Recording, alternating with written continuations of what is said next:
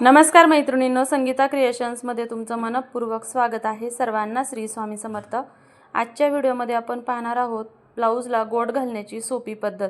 आता गोट घालण्याआधी ब्लाऊजचं हुक पट्टी आणि आय पट्टी व्यवस्थित झाली आहे की नाही, म्हणजे उंचीला एकसारखी झाली आहे की नाही हे चेक करून घ्यायचं, गळा चेक करून घ्यायचा आणि मग आपण गोट पट्टीसाठी पट्ट्या कट करणार आहोत।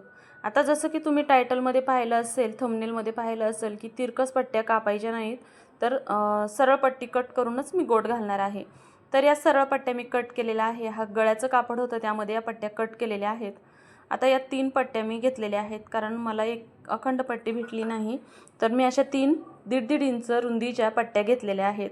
आता लांबी जेवढी गळ्याची लांबी आहे त्या लांबीनुसार तुम्ही मोजून घेऊ शकता मेजरमेंट टेपच्या साहाय्याने, किंवा तुम्ही या पद्धतीने अंदाजे घेऊ शकता।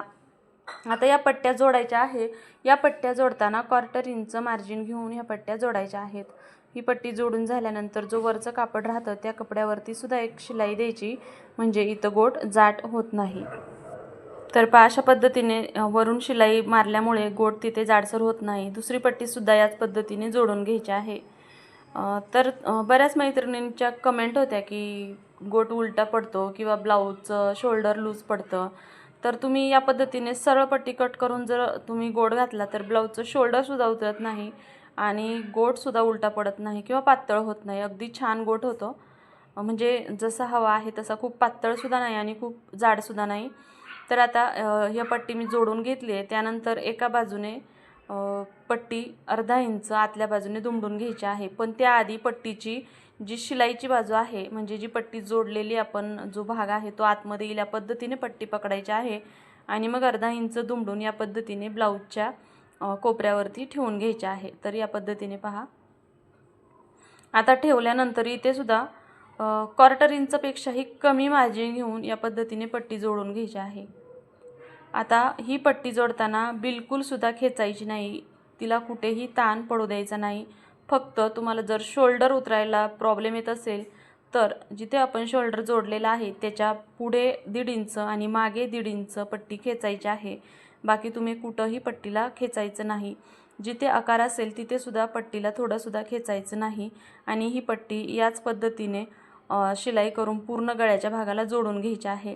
आता तुम्ही पाहिलं असेल की मी पट्टीला बरोबर सेंटरला फोल्ड केलेला आहे आणि फोल्ड केल्यानंतर पट्टीचे दोन्ही टोकं आणि ब्लाऊजचं टोक असं व्यवस्थित एकमेकांवर येत आहे की नाही हे पाहूनच शिलाई मारायची आणि शिलाई मारताना सुद्धा अगदी एकसारखी मारायची आहे।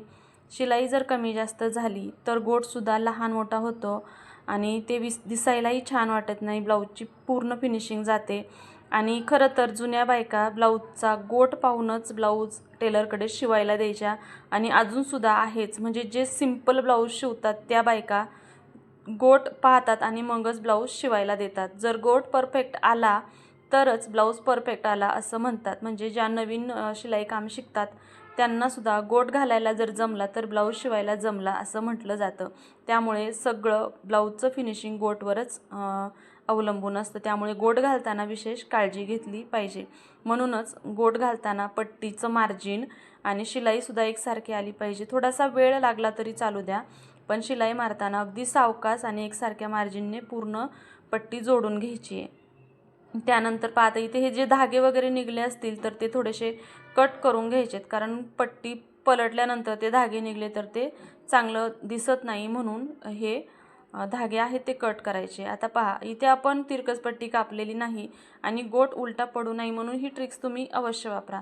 तर जिथे गोल आकार आहे, म्हणजे पहा आता पुढचा गळा आहे तिथं डायरेक्ट गोल आकार आहे, तिथे मी कट दिलेत आणि मागचा जो गळा आहे तिथेही गोल आकार आहे, तिथेही मी छोटे छोटे कट दिलेत। हे कट दिल्याने काय होतं की ते कापड असं जिथे गोल आकार आहे तिथं खेचलं जातं आणि मग गोट उलटा पडण्याची काही शक्यताच राहत नाही। अशा पद्धतीने तुम्ही कट द्या, किंवा डायरेक्ट आपण जसं ब्लाऊज कात्रीने छोटे छोटे कट दिले तरी चालतील, किंवा या पद्धतीने तुम्ही कापड कट करून घेऊ शकता। तर दोन्ही फ्रंटचे गळ्यांचे भाग आणि मागचा गळ्याचा भाग इथेच तुम्ही हे कट द्यायचे आहेत। आता कट देऊन झाले की त्यानंतर मग आपण जोडून घेणार आहोत गोटपट्टी। तर आता गोटपट्टी जोडताना सुद्धा खूप काळजीपूर्वक जोडायची। तर ही पट्टी आहे ती वरच्या बाजूने येईल अशा पद्धतीने पकडायची आहे आणि मग वरची जी पट्टी आहे गोटची ती त्याला फोल्ड करून घ्यायची आहे। तर पाया पद्धतीने फोल्ड करायचे आहे आणि मग शिलाई मारायची आहे. तर आता इथे सुद्धा अगदी काळजीपूर्वक शिलाई मारायची आहे. आणि शिलाई मारताना ज्यावेळेस तुम्ही अंगठ्याने आतली पट्टी बाहेर लोटताना आणि ही वरची पट्टी त्याला अशी गोंधळून घेणार, त्यावेळेस थोडंसं कापड खेचून धरायचं आहे आणि अगदी खाच्यामध्ये शिलाई मारायची आहे. तर पाया पद्धतीने अगदी बारीक पातळ असा गोट येतो आणि एकसारखा येतो. तर पाया पद्धतीने अगदी थोडं थोडं कापड पकडून आणि विशेष म्हणजे थोडंसं खेचून धरायचं आहे. आणि ज्यावेळेस तुम्ही ही गोटपट्टी पुढे फोल्ड करताल त्यावेळेस सुद्धा थोडं थोडं गोट पकडायचं आणि बोटाने प्रेस करून ठेवायचं, म्हणजे दाबून ठेवायचं आणि मग गोट घालायचा आहे. सैल सोडायचं नाही. सैल सोडला तर कापड गोळा होईल आणि अगदी टाईट असा गोट होणार नाही. तर या पद्धतीने तुम्ही काही गोष्टींची काळजी घेऊन जर गोट घातला तर तुमचा गोटसुद्धा ब्लाऊजचा परफेक्ट येणार. शिवाय गोटसुद्धा उलटा पडणार नाही आणि पातळसुद्धा गोट होणार, म्हणजे एकसारखासुद्धा येणार. तर पहा, अशाच पद्धतीने मी पूर्ण ब्लाऊजला गोट घालून घेतलेला आहे. आणि तुम्हाला आजचा व्हिडिओ कसा वाटला, गोट घालण्याची पद्धत आणि सांगितलेल्या टिप्स आवडल्यात का? आवडल्या असेल तर कमेंट करून सांगा.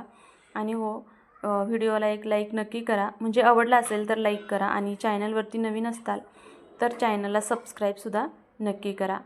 चला तर, आजचा व्हिडिओ पाहिल्याबद्दल तुमचे मनापासून धन्यवाद. भेटूया उद्याच्या नवीन व्हिडिओमध्ये. तोपर्यंत सर्वांना श्री स्वामी समर्थ.